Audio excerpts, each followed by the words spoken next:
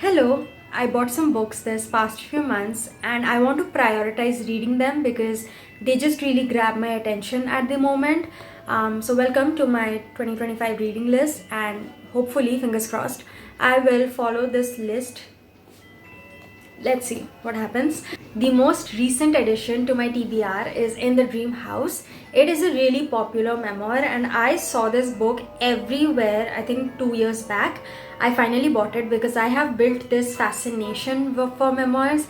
I just want to read more and more about people's real life journey. It is about this author's relationship with her ex-girlfriend who was very volatile. I think it is about her trying to make sense of what went wrong, and just the overall dynamics in the relationship. It sounds really interesting and well, not fun. I think fun is a very wrong word to describe this memoir, but yeah, I'm really excited to just find out why people love this book so much. Next is M Train by Patti Smith, and this is the book that I am the most excited to read in 2025 because it is about nothing. The first sentence of this book is, "It is very difficult to write about nothing." It is about these melancholic thoughts of Patti Smith while she's drinking coffee, going on train rides, roaming around Paris, and just going to these famous writers' graves and sitting there. It is basically a culmination of Patti Smith's thoughts. And I just know that I'm going to love every single inch of this book because I love books that are basically poetic writing about nothing. No plot, just vibes. Those are the kind of books that I absolutely adore. In the end, I'm going to feel as if this book was written exactly for me. Next is another memoir that is Crying in H Mart.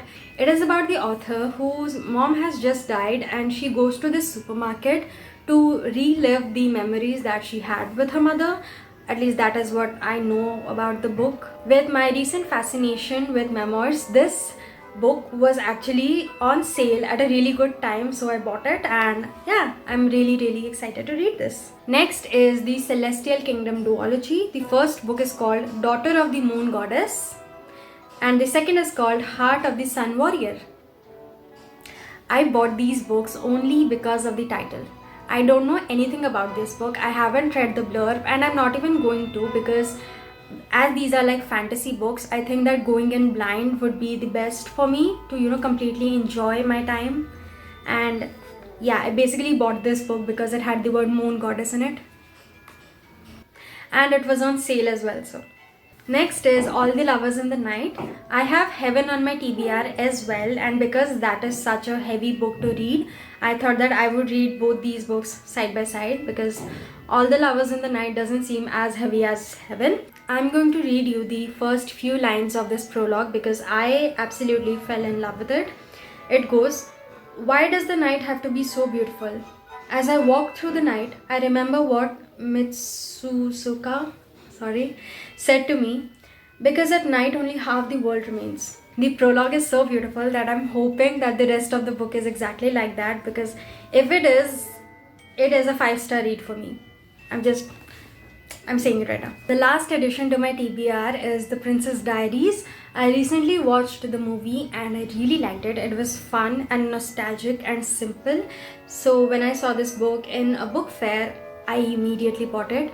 It's also used, so two benefits. And another book is Romantic Outlaws. I have talked about this book and I want to read it. This year I am going to read and finish this book, no matter how long it takes me. It can take me a whole year to read it, but I will finish it in 2025. That is one of my reading goals this year. This is my 2025 reading list. I have kept it short because I don't want to add a lot of books to the list and then end up not reading even half of these books. So I kept it short, and I hope that I would have read at least 70% of the books in this list. Thank you so much for watching. Bye.